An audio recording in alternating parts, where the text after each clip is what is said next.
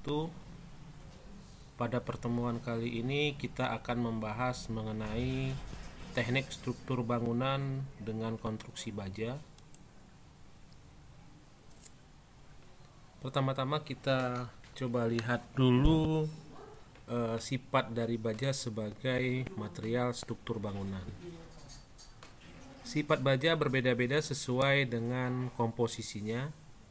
Baja dibuat dalam perbandingan zat arang yang berlainan. Semakin tinggi persentase zat arang, maka baja menjadi mempunyai sifat-sifat. Satu, kekuatan tariknya bertambah. Yang kedua, sifat regangan berkurang.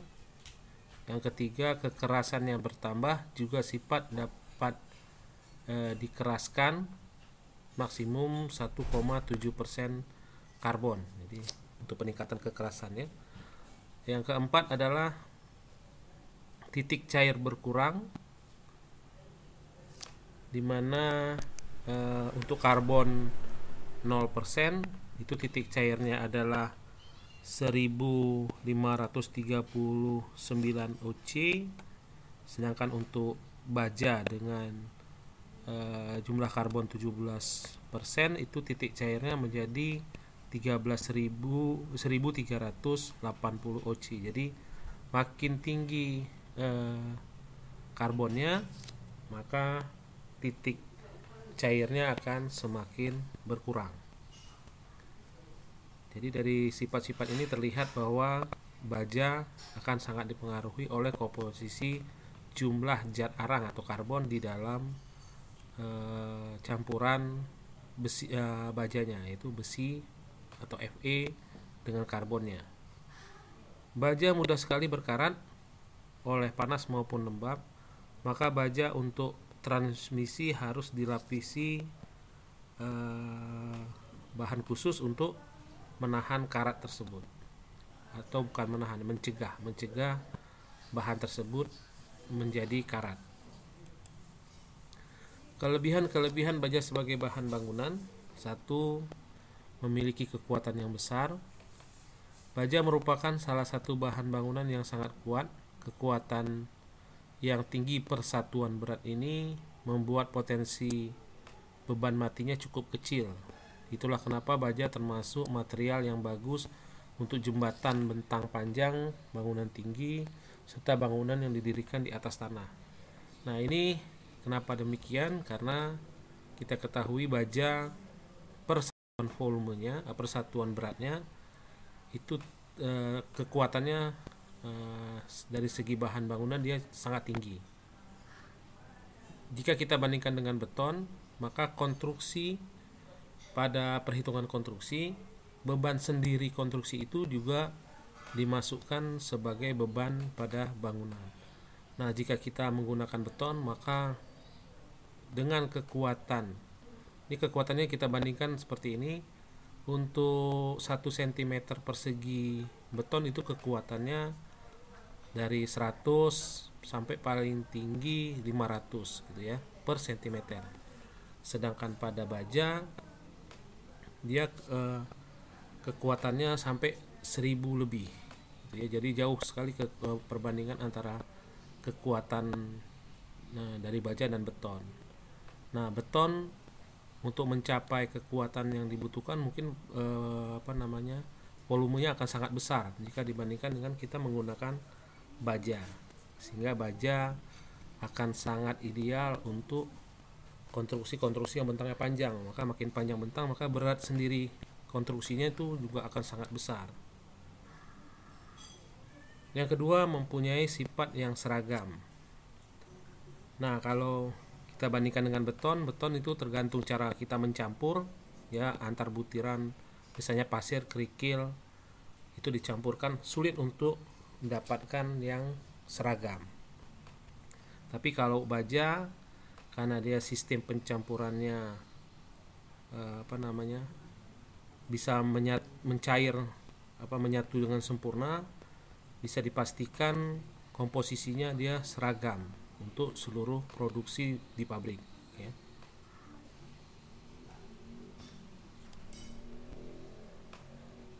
Atau juga tadi misalnya kita bandingkan dengan kayu. Kayu biasanya kekuatannya itu akan sangat besar jika dipangkal ya, dipangkal pohon.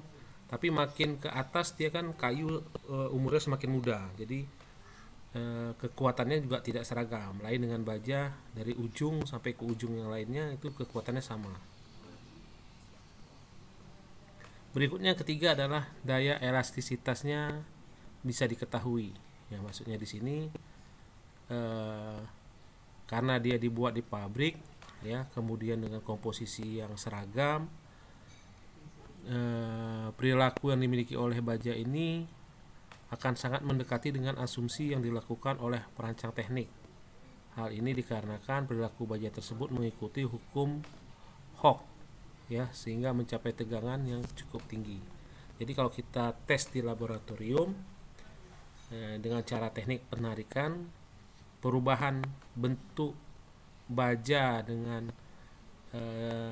besarnya gaya tarik itu akan berbanding mengikuti hukum Hooke, dan dia relatif sesuai jadi bisa diprediksi baja dengan modulus elastisitas berapa, kekuatannya sampai berapa bisa dipastikan. Kemudian yang keempat adalah daya tahannya sangat lama. Baja yang dirawat dengan baik akan memiliki usia pakai yang sangat lama. Bahkan dalam kondisi tertentu, struktur baja hampir tidak membutuhkan bentuk-bentuk pemeliharaan sama sekali. Ini untuk khususnya konstruksi baja yang sudah diberi zat kimia khusus yang bisa bersifat tahan karat misalnya ya. Contohnya pemberian unsur mangan pada campuran bajanya. Atau stainless steel contohnya, itu kan bahan baja yang tidak mudah berkarat. Kemudian yang kelima adalah memiliki daktilitas yang bagus. Daktilitas adalah sifat material untuk menahan deformasi yang besar tanpa menyebabkan keruntuhan. Hasil penelitian menunjukkan baja yang diuji menggunakan beban tarik akan mengalami pengurangan luas penampang dan perpanjangan sebelum terjadi keruntuhan. Jadi perubahannya dia tidak tiba-tiba ya. Jadi dia ada pertambahan panjang dulu sampai dia titik tertentu baru dia putus. Jadi ada peringatan kalau sebelum baja itu runtuh, dia akan ada peringatan dengan terjadinya deformasi yang berlebihan. Berbeda halnya dengan beton yang tidak ada peringatan ya, karena dia sifatnya getas. Kalau beton ketika melebihi batas bebannya dia akan langsung hancur. Berikutnya yang keenam adalah bersifat liat. Liat adalah kemampuan material untuk menyerap energi dalam jumlah yang cukup besar. Baja dapat dikatakan bersifat liat karena mempunyai kekuatan dan daktilitas yang bagus. Dengan kata lain, baja sanggup menahan beban yang memiliki deformasi yang relatif besar, baik selama proses fabrikasi, pengangkutan maupun pelaksanaan tanpa menimbulkan kehancuran. Ini artinya baja bisa diberikan lenturan beban kejut dan beban geser. Yang ketujuh, bisa digunakan untuk struktur tambahan. Selain digunakan sebagai struktur utama, baja juga dapat dipakai untuk struktur tambahan. Baja sangat cocok dimanfaatkan sebagai struktur bentang baru atau seluruh struktur atap. Kelebihan lainnya, baja juga mempunyai kelebihan-kelebihan, diantaranya baja gampang disambung memakai baut, paku keling, dengan las, serta prosesnya cepat ya. Baja juga bisa dibentuk dengan mudah sesuai profil yang diinginkan dan memiliki kekuatan yang baik terhadap tarik. Jadi baja mempunyai kekuatan tekan dan tarik yang sama besar ya, hampir sama besarnya. Kekurangan dari baja: satu, membutuhkan biaya yang tinggi. Jadi pembangunan gedung menggunakan struktur baja membutuhkan anggaran yang tidak sedikit.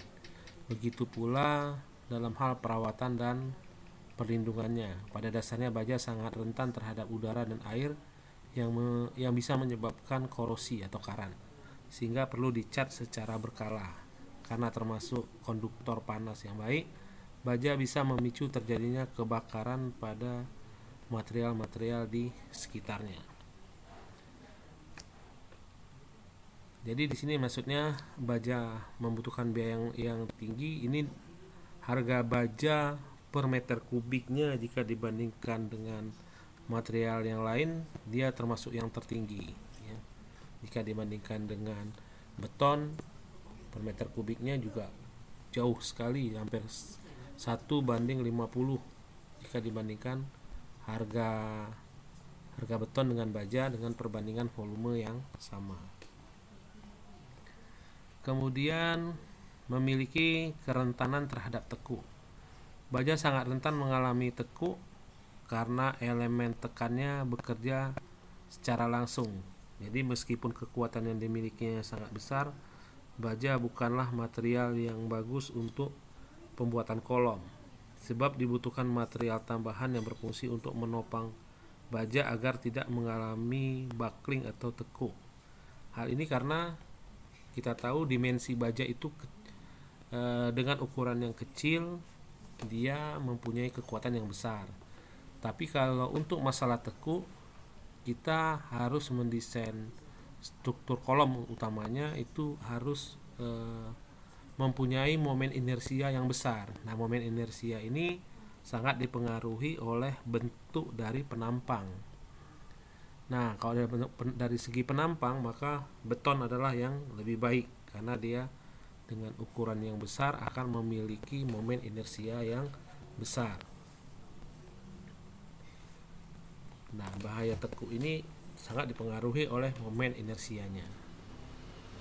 Jadi semakin besar momen inersia yang dimiliki sebuah profil baja, maka bahaya tekuknya tentu akan juga semakin kecil.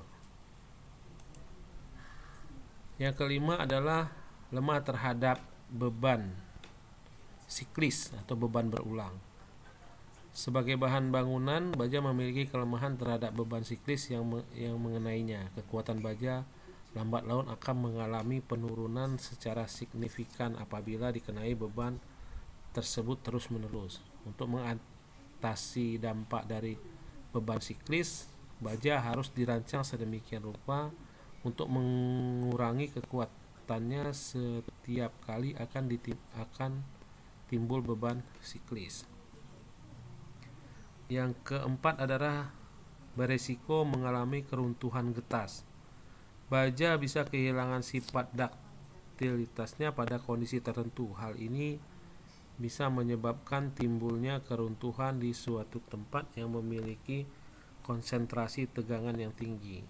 Faktor-faktor yang dapat memperbesar risiko keruntuhan getas pada baja yaitu jenis beban fatik atau beban yang menyebabkan kelelahan struktur dan suhu udara yang rendah.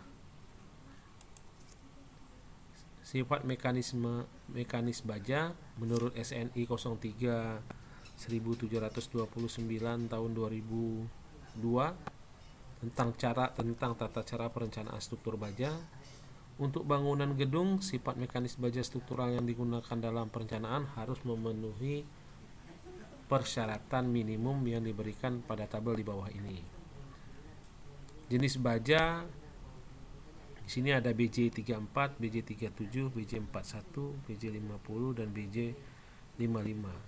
Nah, untuk BJ34 tegangan putus minimumnya adalah 340 MPa. Megapascal ya, MPa megapascal. Ini sistem satuan pakai Newton nantinya ya. Kemudian tegangan lelehnya 210 megapascal dan perenggangan minimum 22%. Nah, yang lain nilai BJ ini tergantung dari tegangan putusnya ya. Misalnya BJ37 dia 370, BJ41 410, BJ50 500. Jadi ditambah 0 di belakangnya ya untuk nilai tegangan batas putusnya. Jadi mudah kita lihat, kita langsung bisa tahu jika BJ37 berarti tinggal tambah 0 berarti batasnya adalah 370 megapascal. Sifat mekanis lainnya dari baja struktural untuk perancangan ditetapkan sebagai berikut. Modulus elastisitasnya adalah 200.000 MPa, modulus gesernya 80.000 MPa, nisbah Poisson atau nilai Poissonnya 0,3, koefisien pemuaiannya adalah 12 kali 10 pangkat min 6, ya, koefisien pemuaian. Ini biasanya digunakan untuk mereka-mereka yang berkecimpung di teknik sipil, ya. Jenis baja struktural. Nah, di pasaran ada beberapa jenis baja struktural yang umum digunakan. Yang pertama adalah IWF atau WF yang biasa digunakan untuk balok, kolom, tiang pancang, top and bottom core, member pada truss, ya, dan lain-lain. Nah, ini contohnya seperti ini, bentuknya seperti huruf H, ya, atau I dengan sayap yang lebar. Kemudian ada bentuk UNP, ya, atau bentuk U, tipe U, kanal U. Ada juga kanal C, CNP, kanal bentuknya C, kalau UNP bentuknya U, kalau CNP bentuknya C. Dan ada jenis hollow section atau bentuk kotak, tapi ada dua di sini. Ada rectangular hollow section, tapi dia dari bentuk C yang disambung. Dan ada square hollow section, memang bentuknya langsung dari pipa segi empat. Kemudian ada besi siku, ini yang sering digunakan pada rangka baja, ya. Kemudian ada juga steel pipa, ya, dari bentuk pipa. Dan ada juga bentuk yang T-beam, jadi baja bentuk T. Tipe-tipe struktur baja pada bangunan. Struktur baja mempunyai beberapa tipe, antara lain portal, rangka bidang, rangka ruang, struktur gantung atau suspension, masted struktur atau tenda, dan cell system atau struktur model cangkang. Nah, untuk sistem portal seperti ini ada balok dan tiang, ya, dari beban-beban vertikal nanti disalurkan oleh balok ke tiang dan tiang ke pondasi. Sistem rangka bidang biasa umum di ini seperti untuk kuda-kuda dan untuk jembatan, misalnya ini contohnya rangka bidang. Kemudian struktur rangka ruang, ini contohnya pada stadion bola, ya. Nah, bentuknya menggunakan rangka ruang. Suspension sistem gantung, ini pada jembatan gantung contohnya. Kemudian mesh struktur, ini atap stadion digunakan atap yang tenda yang digantung, ya, meshed, menggunakan sistem struktur yang menggunakan tiang sebagai penyangga utama. Dan kemudian beban-beban disalurkan ke kabel-kabel pada tiang tersebut, kemudian disalurkan ke tanah. Jadi sistemnya pakai kabel yang menggantung atapnya, ya. Sistem sel, nah, ini bahannya baja tapi ada juga bahannya beton, cangkang, ya. Pengertiannya yaitu sistem struktur yang menggabungkan plate, arch, dan catenary sehingga menghasilkan kekuatan yang dihasilkan oleh bentuk lengkung yang dimiliki. Steel beam di sini, coba kita lihat di sini ada bentuk, ada beberapa jenis, ya, di sini ada C, ada O, ada I, ya. Nah, ini juga bisa bentuk I digabungkan dari plat-plat, ya. Plat ini disambung dengan siku, ya, double siku di sini bisa dibentuk jadi balok seperti ini. Ini dari bentuk WF atau I yang dipotong seperti ini menjadikan balok lain yang lebih besar ukurannya hampir 2 kalinya jadinya, ya, dengan lubang-lubang di tengahnya. Ini kekuatan bajanya menjadi lebih besar, hampir 2 kalinya dari yang ukuran sebenarnya. Ini disambung dengan cara dilas. Nah, ini adalah contoh cara penyambungan antara tiang dan balok. Ada beberapa jenis modelnya. Nah, ini adalah sama. Ini antara balok induk dan balok anak penyambungannya. Ini antara balok dan tiangnya. Ini beberapa contoh lain. Ya, kita lanjutkan. Ini untuk memperlihatkan beberapa pemasangannya dengan cara las di sini. Ada cara baut. Nah, berikutnya adalah decking ya, atau lantai ya. Jadi metal decking. Ini konstruksi baloknya pakai balok baja. Untuk lantainya pakai plat deck ya. Plat deck seperti ini. Di atasnya baru dicor beton. Nah, ini ada juga sistemnya plat deck dengan tulangan. Tadi yang pertama plat deck dengan beton aja, dan yang kedua juga plat deck dengan beton, tapi betonnya ini disatukan dengan apa namanya ini, seperti pin gitu ya, konektor yang menghubungkan antara plat, bisa bekerja bersama-sama dengan plat bajanya.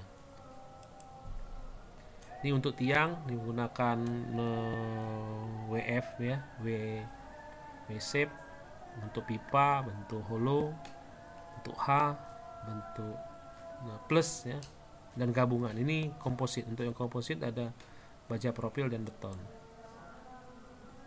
Nah, ini metode penyambungannya. Nah, ini untuk di bagian tumpuan pada konstruksi baja, dia diberikan plat lagi untuk landasan ya, untuk memperbesar bidang sentuhnya antara baja dengan material di bawahnya, misalnya beton, maka perlu ada landasan dulu agar tekanan dari baja ini menyebar ya, tidak menghancurkan beton di bawahnya. Jadi dia harus ada plat dulu yang mendistribusikan beban dari tiangnya. Ini adalah struktur rigid frame yang dari baja ya, ada portalnya di sini, kemudian dihubungkan oleh gording, dan gording ini diikat oleh ikatan angin. Begitu juga dengan dindingnya, harus diberi ikatan angin agar ketika ada angin ada gaya horizontal, dia tidak berubah bentuk. Ini adalah potongan portalnya. Nah, ini beberapa jenis kuda-kuda baja ya, ada banyak jenis yang, dan prinsipnya adalah selalu rangkaian dari segitiga. Ini tergantung dari bentang ya, bentang berapa, dia harus menyesuaikan dengan tipe rangka yang dipilih. Ini adalah tampak atas dari sebuah gudang dari rangka baja. Ada posisi ikatan angin ya di atap. Ini potongan rangka baja. Nah, ini adalah detail masing-masing elemennya. Jadi bisa dipelajari lagi nanti di file PowerPoint-nya ya, untuk lebih jelasnya. Ini adalah cara penggambarannya. Ini detail B, nanti ada platnya di sini. Nah, gambar platnya nanti digambar juga letak baut-bautnya, berapa jaraknya dari masing-masing sisinya. Nah, ini detail untuk yang C, detail untuk E ya. Dan ini adalah di tumpuan ya. Ini adalah sistem untuk